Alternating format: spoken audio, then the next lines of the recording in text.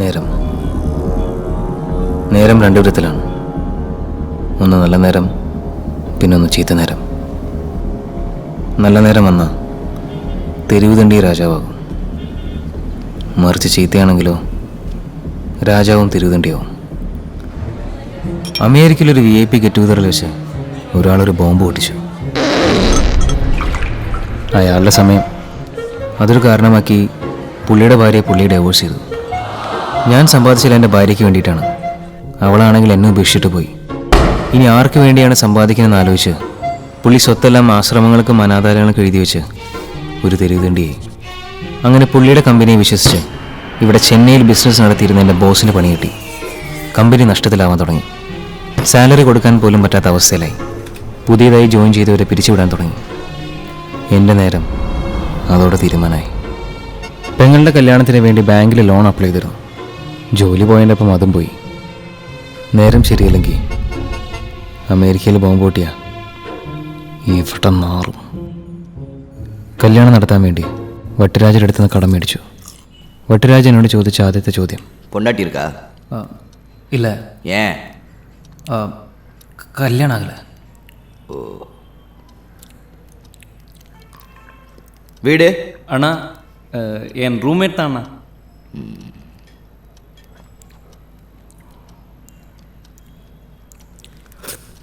பேர் என்ன சொன்ன?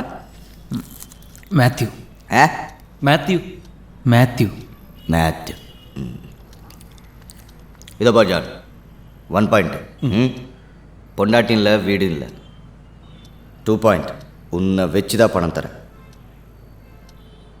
மாதம் 3 ஆனால் வட்டி டான்னு வரணும். 3 பாயிண்ட், 4 மாதத்துக்குள்ளே அசல் செட்டில் பண்ணோம். ஓகே. ம்.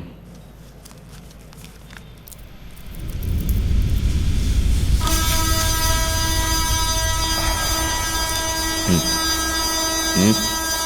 ம்.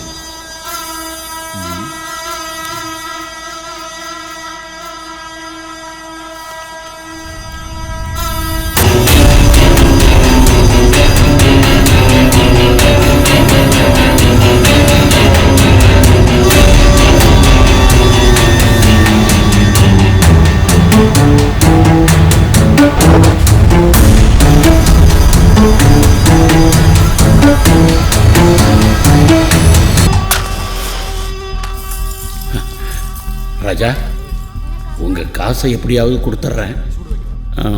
அதுக்காக வீட்டுக்கெல்லாம் வராதிங்க. இது இயாളുടെ வீடானா? நேற்றோட உன் டைம் முடிஞ்சு போச்சு. ஃபோனை போட்ட கட் பண்ணுறேன். ராஜா, எப்படியாவது உங்கள் பணத்தை நான் திருப்பி கொடுத்துட்றேன். என்ன நம்புங்க ராஜா. எந்திரி மேலே உட்கார். உன் வீடு, உன் டைனிங் டேபிளு, உன் சேரு, உட்கார் மயிலு. பார் மயிலு, பணத்தை கொடு, நான் கண்ணிலே போட மாட்டேன். நல்ல வீடு, உன் பெட்ரூம், அதோட bathroom super, Italian marble sir. Night கூட அங்கே தான் படுத்தேன். அதனால இந்த கண்ணில் பிஸ் அடிக்கிற நிப்பாட்டு, எங்கள் ஆசை கொடு. எப்படியாச்சும் கொடுத்துட்றேன் ராஜா.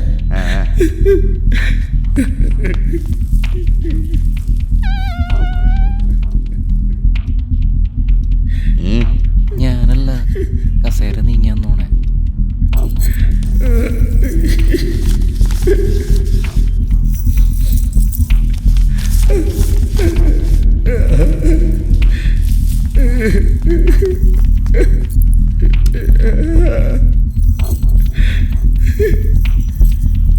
இது வட்டிக்கு சரியா போச்சு. அப்போ அசல் 2-3 நாளில் தந்துடுறேன்.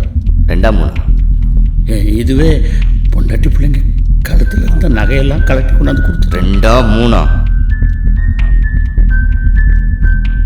3 நாளில் கொடுத்துட்றேன்.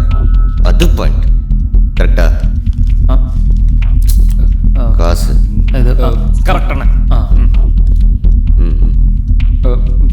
പോരെ പോരെ, അല്ലെങ്കിൽ ഇയാൾ കറക്റ്റാണെന്ന് ചോദിക്കും വേമ.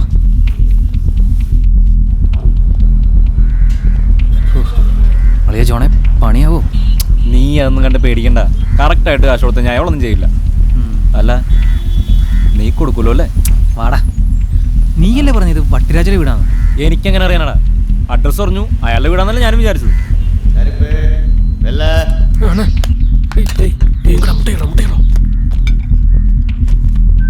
மயிலே மயிலே இறகு போடணும். 3 நாளில் பணம் வரலன்னு வை, வெளியே நிற்கிறோம், அம்பாஸ்ட்டை தூக்கிட்டு போயிடுவேன். சரி ரேகா, என்னை பற்றி உனக்கு நல்லா தெரியும் மயிலே, பார்த்து பழச்சிக்க.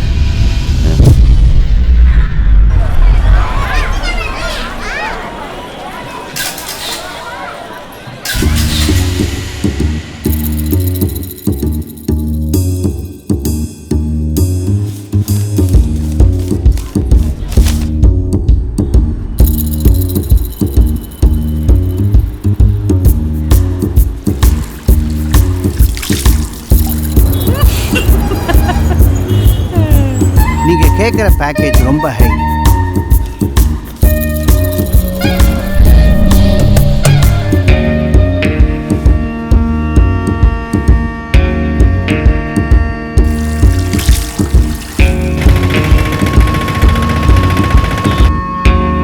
Sorry, you're not qualified.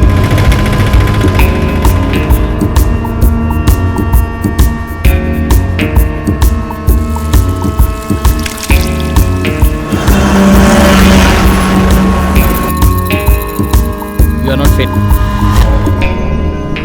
പെങ്ങളുടെ കല്യാണം കഴിഞ്ഞ് 4 മാസമായി. അവിടെ നിന്ന് ഇവിടെ നിന്നൊക്കെ കടം വാങ്ങി മുതലും പലിശയും കുറച്ചടച്ചു. ഇപ്പം തരാം പിന്നെ തരാമെന്നൊക്കെ പറഞ്ഞ് വട്ടിരാജയുടെ 2 മാസമായിട്ട് അവധി പറഞ്ഞിരിക്കുക.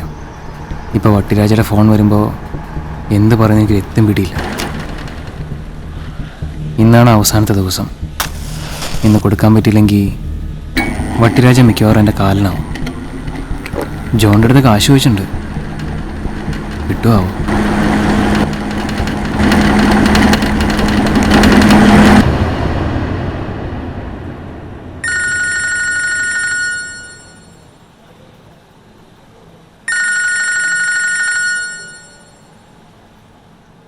ജീന,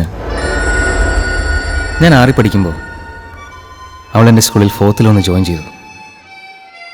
ഞാൻ അവൾ മൈൻഡ് ചെയ്തേയില്ല. കാരണം എൻ്റെ ശ്രദ്ധ ഫുൾ പഠിപ്പിലായിരുന്നു. 2 കൊല്ലത്തിന് ശേഷം അവൾ 6ലെത്തി. ഞാനും അതേ 6 തന്നെയായിരുന്നു. തോൽവിയിലും ഒരു വിജയമുണ്ടെന്ന് എനിക്കന്നാണ് മനസ്സിലായത്. ചെറുപ്പത്തിൽ ഭംഗിയില്ലാത്ത പെൺപിള്ളേർ വലുതാകുമ്പോൾ ഒടുക്കത്തെ ഭംഗിയായിരിക്കും. ഇവളുടെ കേസിൽ ഏതാണ്ട് അതുപോലെ തന്നെയായിരുന്നു. ജോലി കിട്ടിയതും ഒരു പക്വതയുള്ള ചെറുപ്പക്കാരനായി ഞാൻ അവളെ പ്രപ്പോസ് ചെയ്യാൻ പോയി.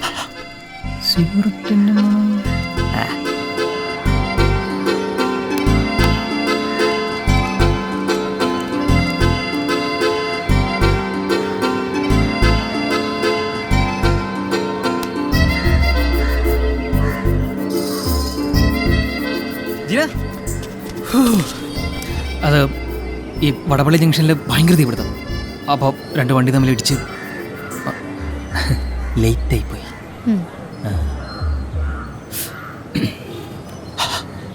മണം പോയില്ല, എന്തോ പറയണം. പുല്ല് എൻ്റെ അമ്മയും ഫ്രണ്ട്സെല്ലാം പറയാറുണ്ട്, ഞാൻ കെട്ടാൻ പോണ പെണ്ണ് ഒരുപാട് കഷ്ടപ്പെടുമെന്ന്. കഷ്ടപ്പെടാൻ വരുന്നു. അല്ല, കഷ്ടപ്പെടാൻ വരുന്നു എന്ന് വന്ന നന്നായിരിക്കുമല്ലേ? അല്ലേ? ഒരാഴ്ചയായി.